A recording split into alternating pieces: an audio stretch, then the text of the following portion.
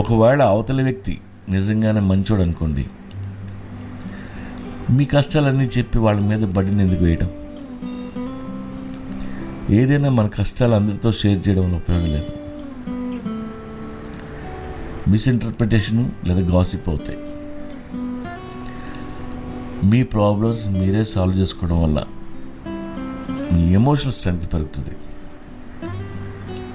Strength cultivate చేసుకునే ability పెరుగుతుంది.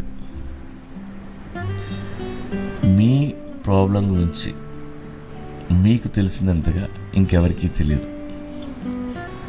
దాని సమాధానం కూడా మీకు తెలిసినంతగా ఇంకెవరికీ తెలియదు.